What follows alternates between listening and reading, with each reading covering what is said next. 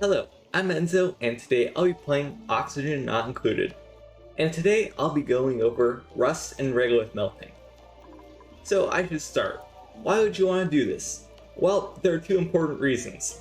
We'll start with rust. Now, normally you can just use rust in a rust deoxidizer and turn it into iron, oxygen, and chlorine. But the issue with that is that it's extremely inefficient, it creates a lot of heat, and it also costs salt. However, if you were to melt the rust into iron and re-solidify it, you would get pure iron out of it, which is, it's an exact 1-to-1 conversion. Now, why do you want to melt regolith? Well, it's because of this very important number here, specific heat capacity. That's basically just the density. Although rust can still be, say, 25 tons, this determines exactly how much heat it can hold. It's a bit complicated, but if you melt it into magma and solidify it back, you get igneous rock. Igneous rock has a specific heat capacity over 5 times that of regolith, meaning you get 5 times the heat out of it. And that's why you build a regolith melter, something like this. Now, these are extremely complicated, and this is a late game build, but I made this video to hopefully guide you guys through making one of these. We'll start off with the melting part. This is one of Tony Advanced's ideas.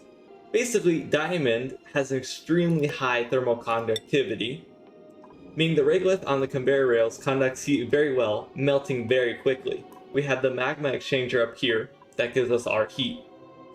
Once it melts, it falls down all the way to the bottom here, and it re-solidifies. This is a little heat box using some counterflowing regolith to cool it down so that it's cold enough for the magma to actually solidify. But sometimes that actually fails, and I'll show that off later. What we also have here is this. Now, I looked at Tony Advanced's design, and I like this part where the auto sweeper collects it at an angle, but what I didn't like is the fact he put it in a chlorine room. I don't like that. Although it is definitely viable, I much prefer to use visco gel. The main reason being you have to cool it either way, but you waste a lot more cooling if you have this 2500 degree igneous rock in the room with it.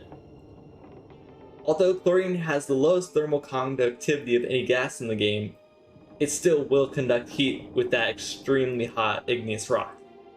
The best way to do it is just to have it in a vacuum. The conveyor loader still needs to be cooled and have an atmosphere, so that's why I use visco gel. Visco gel stays in one spot, it doesn't move unless it drops. Meaning, you can put like a blob on a single tile, it won't go over the edge or anything. Above that, we have our counterflow. The igneous rock goes out and the regolith comes in. Now, the regolith comes in at 600 degrees, like it would on the regolith planet. I just decided to have that as a benchmark just to make sure that it would work. Now, the reason, these are in 5 block segments, and there are 3 of them.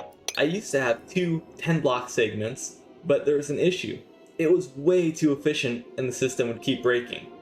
So I figured this is about an even point for the entire thing. You can use thermium tiles, but that actually gets kind of dangerous. The weird thing is, it becomes too efficient and transfers too much heat, kind of breaking the system. Now let's see it in action. You can see that the regolith pretty much instantly melts. That's because of the insane heat exchange that goes on here. Let me show you. The regolith comes in at 600 degrees, yet it exits at 2300. Igneous rock comes in at 2500 and exits at 2200. Pretty neat, right?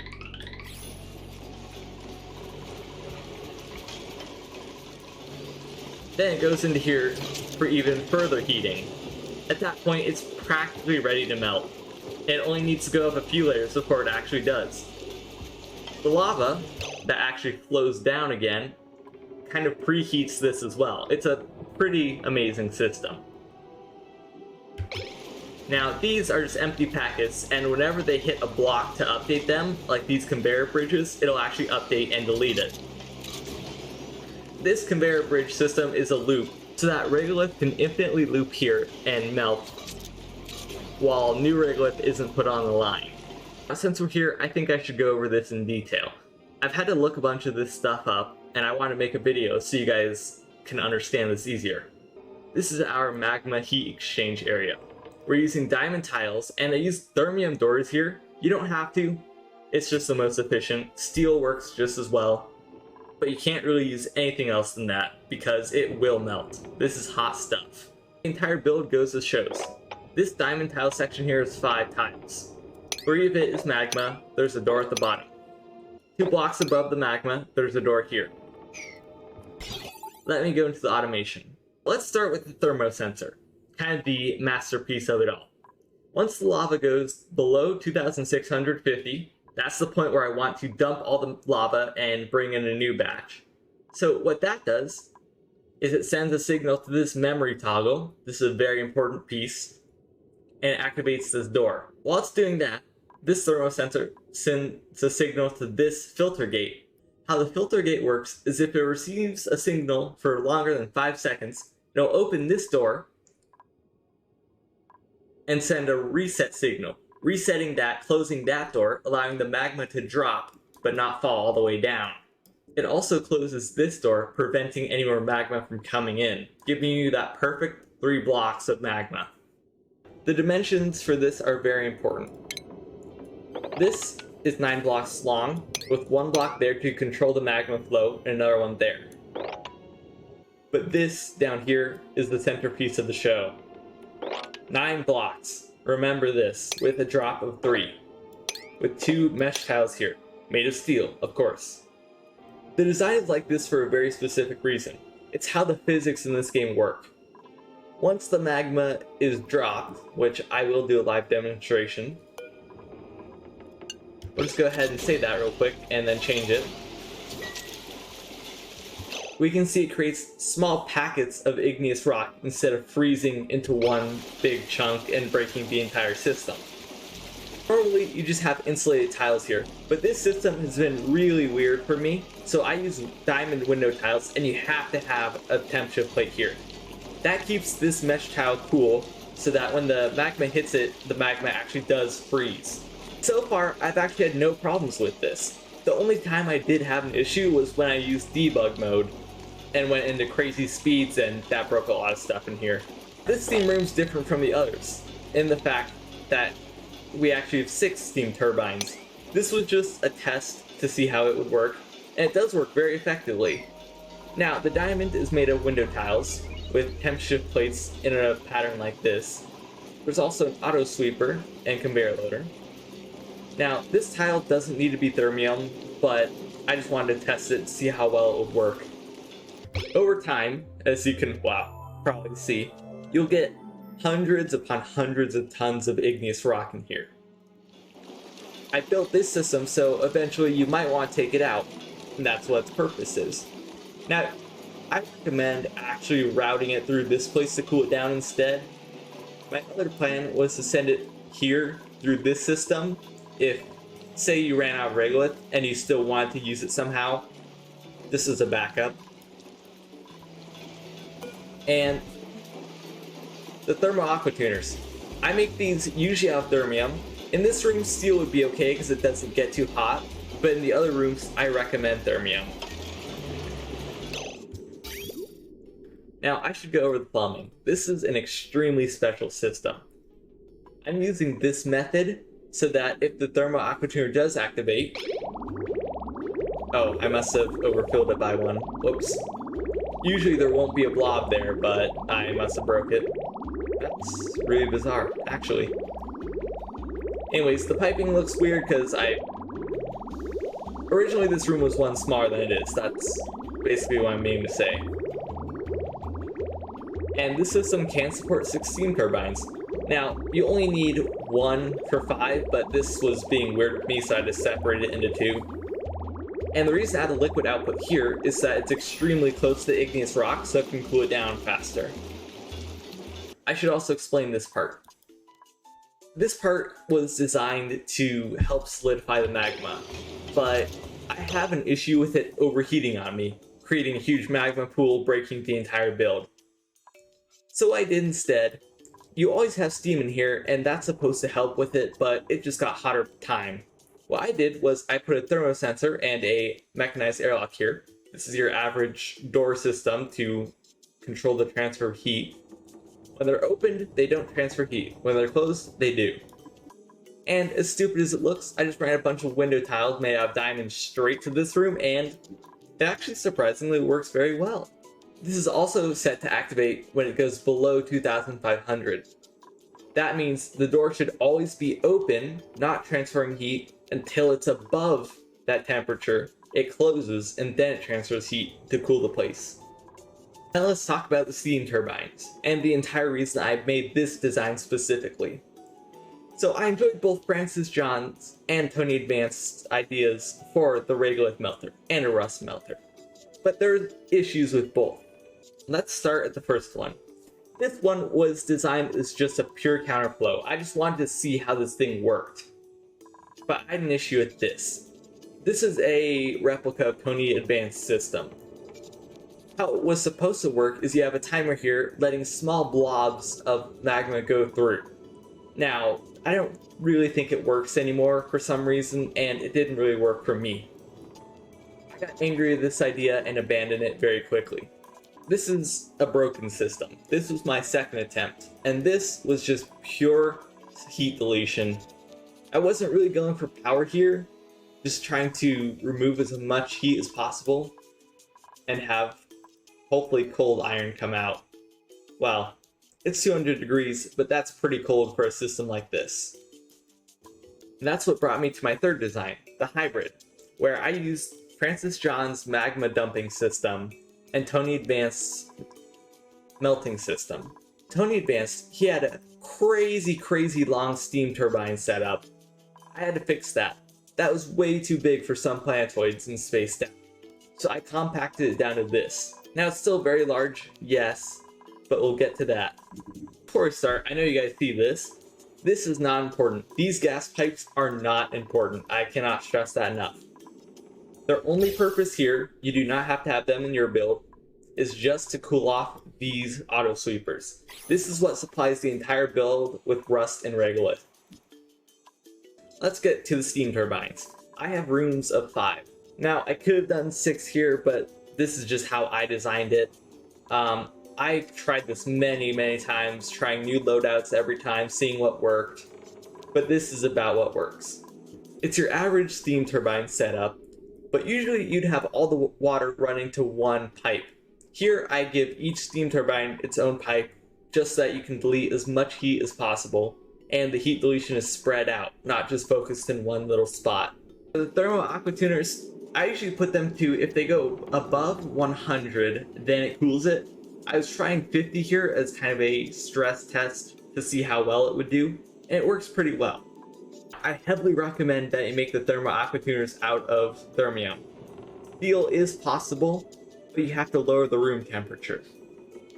That's what I'm going to get to next. So the system here. Igneous rock comes in on this rail through the room. Before, I just had it going right into the steam. For this build, I made a temperature control system. These, if they go above 450, they open the doors, meaning that no heat transfer is allowed. Once they drop below, the doors will close, and it'll give you more heat in this room. Same with this side. Now, the only reason the design is like this is because, well, there are 3 odd blocks, and I didn't want to make a weird looking system in here. So that's just how it turned out. The second, third, and fourth all have the exact same design. Now this one has thermium tiles. I was just testing something out. But by this point, the igneous rock is actually really cool. It usually goes below 400 here. But as you let it run for longer and longer, it will heat up and actually start heating up the final section. Now, the final section has no temperature control. The only goal here is to get as much heat out of here as possible. That's why the design is like this. Now, it comes out at around 310 to 20, but it only gets hotter as you keep running the system. Now, this system has been running for a very long time. I clear it out every time before I start it. It's been running for a very long time. I tested both iron and regolith and even swapping them, and it works incredibly well. This is definitely by far one of my best designs in the game. for the sake of design, I'll specify this is 25 blocks long, holding 5 steam turbines. Same within here.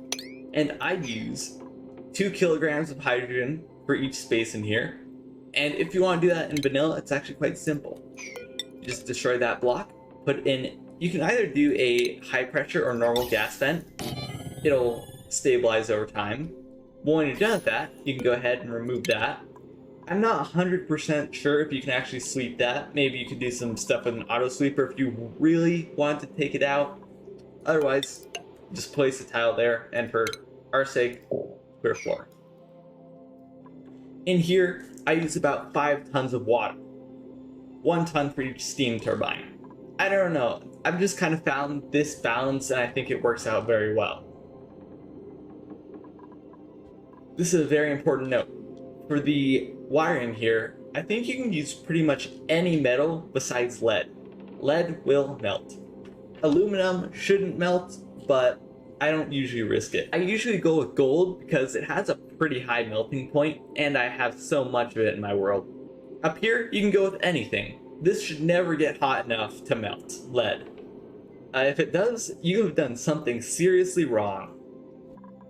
The liquid we use in the Thermo Aqua tuners is supercoolant, making this yet again a late game build. If you don't use supercoolant in Visco Gel, I think it's still possible. These are just the best resources to use. Supercoolant has an extremely high specific heat capacity, meaning you get way more cool out of it than other liquids. Besides that, I should also mention the conveyor rails. The conveyor rails, you don't need to make them out of steel, not for every part. Say even iron or gold could be used here. As long as their melting point is above 2500, I think you'll be fine. But once you get up into this section, steel is required, especially when you start touching magma. Any metal that touches magma needs to be steel or thermium. Niobium and tungsten are also viable, but very expensive options. One I should have really explained is I use ceramic for all the insulated tiles. Now, you don't have to, but the spots I heavily recommend it are around the Visco Gel, that's extremely important, and the steam turbines. Because I don't like steam transferring too much heat to the tiles where all my cold is. So I've always built my steam turbine setups with ceramic or obsidian. For this part, you can probably use igneous rock too. It'll heat so slowly that it shouldn't be an issue. But if you're paranoid like me, you'll go with something like obsidian or ceramic. In this build, I honestly don't think there are any points where you would need insulation for anything, honestly. On another note, I should also say I always use ceramic insulated pipes. They have an extremely low thermal conductivity, especially when they're insulated, meaning that none of your cold should really escape. And if it does, it's at a very, very slow rate, meaning you save a lot of energy. Speaking of power, how much power do you generate?